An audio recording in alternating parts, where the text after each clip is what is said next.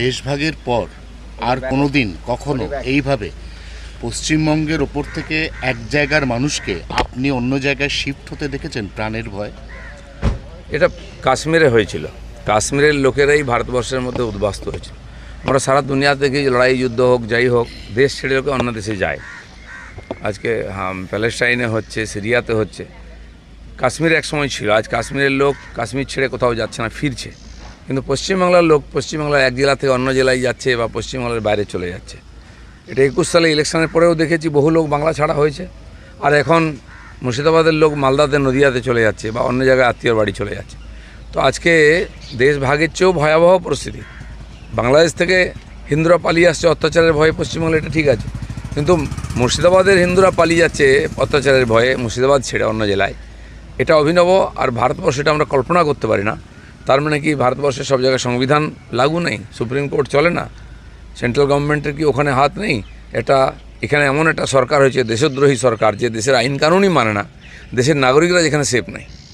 হ্যাঁ, কিন্তু উনি তো দেশের আইন মানবেন না বলেই দিয়েছেন, কারণ উনি বলেছেন এই রাজ্যে উনি ওয়াক অফ অ্যামেন্ডমেন্ট আইন চালু হতে দেবেন না। উনি তাহলে উনি তো অনেক কিছুই বলেছেন। উনি বলেছিলেন সিএ লাগু হতে দেবেন না, কি করতে পেরেছেন?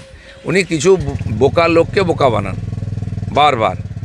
আমরা ডিমন্ডিশন হতে দেবো না, আমরা 370 ধারা হতে দেবো না, হাঁটাতে দেবো না, 3 তালাক হাঁটাতে দেবো না, সব বলেছেন উনি। এখনও সেই কথাই বলে। ওনার কিচ্ছু করার ক্ষমতা নেই। ওনার পার্টিতে ওনার কথা চলে না, ওনার সরকারে ওনার কথা চলে না। কিন্তু এই যে উগ্রপন্থীদেরকে বাংলাদেশ থেকে ঢুকিয়ে তাদের দিয়ে লুটপাট করানো হচ্ছে, সুযোগ পেলেই কিছু এলাকায় তারা রাস্তায় নেমে হিন্দুদের সম্পত্তি নষ্ট করছে, মন্দির ভাঙছে, মহিলাদের উপর অত্যাচার, খুন খারাপি করছে। এটাই হচ্ছে সবচেয়ে চিন্তার বিষয়। আর এটাই যদি চলতে থাকে, সত্যি সত্যি পশ্চিমবাংলাটা পশ্চিম বাংলাদেশ হয়ে যাবে। হ্যাঁ, কিন্তু রাজীব কুমার তো আজ সাম্প্রতিক ঘটনাগুলোকে ইগনোর করছেন, আনদেখা করছেন, করে বলছেন সব পিসফুল। সে তো রাজা যত বলে পারিষদ দলে বলে তার শতগুণ। এরাই তো এই বাংলার হিংসার দুর্নীতিকে চালিয়ে রেখেছে। এদের তো জেলে যাওয়া উচিত। তার একটাই যে মমতা তাকে জেল থেকে বাঁচিয়েছেন, সে যা বলবে তাই করবে। এই ধরনের অফিসারের উপরে কে ভরসা রাখবে?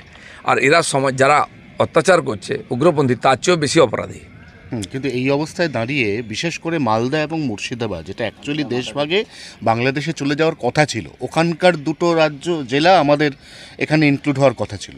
তাহলে কি ভুলটা সেই সময়তেই হয়ে গেছে? কারণ ওখানে তো 70-30 রেশিও হয়ে গেছে। এখন এই চক্রান্ত কোনো ছোট নয়। দেশ ভাগের পরে জিন্নার মনে সুখ ছিল না যে উনি আসাম বাংলাকে নিতে পারেন। তখন এখানকার তো মুসলিম নেতারা বলেছিল, you wait for 30 years, will give you Assam Bengal on a silver plate. রূপোর থালায় সাজিয়ে দেবে বলেছিল ওরা বাংলাকে, আসামকে, জিন্নাকে। সেটা পারেনি, কিন্তু সেই চক্রান্ত চলেছে। সেই চক্রান্তের সাথী এখন মমতা ব্যানার্জি, তিনি সেটা সম্পূর্ণ করবেন। মানে আপনি বলছেন জিন্নার যে সব জিন্নার আধুনিক রূপ, সুরাবর্দির আধুনিক রূপ হচ্ছেন মমতা ব্যানার্জি। হাতে করে হিন্দুদের ঘর ছাড়া করছেন, হাতে করে পশ্চিমবঙ্গকে, পশ্চিম বাংলাদেশ করার চক্রান্তকে সফল করছেন। যিনি যতদিন থাকবেন পশ্চিমবাংলায়, কোনো হিন্দু সেফ থাকবে না। এখানকার রাজনীতি, অর্থনীতি, সমাজ, শিক্ষা কিছুই সেফ থাকবে না। আরজিকর দেখুন, একটার পর একটা ঘটনা হচ্ছে। সেজন্য মমতা ব্যানার্জি থাকলে বাংলার কোনো শান্তি নেই, সুখ নেই, উন্নয়ন নেই। মালদাহের ক্যাম্প থেকে মহিলারা বলছেন যে ইজ্জত দিলে তাহলেই স্বামী সন্তানের জীবন বাঁচবে। কোথায় দাঁড়িয়ে আছেন এখানকার বাংলার মহিলারা? দেখুন, এই অত্যাচারের পেছনে একটা উদ্দেশ্য থাকে, হিন্দুদের ঘর ছাড়া করে তাদের সম্পত্তি দখল করা। আপনি বাংলাদেশে দেখুন, সেখানে পরিষ্কার বলা হচ্ছে, হয় ধর্ম ছাড়ো, না হয় দেশ ছাড়ো। পশ্চিমবাংলায় তাই হচ্ছে। মুর্শিদাবাদে, মালদা হিন্দুদের তাড়িয়ে দেওয়া হচ্ছে। তারা যদি লুঙ্গি পরে নেয় তাহলে ওখানে থাকবে, নাহলে থাকবে না। তো একদিকে ভয় দেখিয়ে ঘর ছাড়া করে সম্পত্তি দখল হচ্ছে, আরেকদিকে ববি হাকিম বলছেন দাওয়াতে, আর ইসলাম হয় ইসলামে এসো, আর নাহলে সম্পত্তি দাও, ইজ্জত দাও। তো বাংলাদেশের চেয়েও খারাপ অবস্থা হয়েছে। তো হিন্দুরা লড়াই করছে ওখানে, কিন্তু এমন জায়গায় আছে ওরা, একা লড়াই করা সম্ভব নয়। আর সরকারের পুলিশ 2 দিন ওখান থেকে গায়েব। বিএসএফ নেমেছে, বিএসএফ তো আর গলি গলি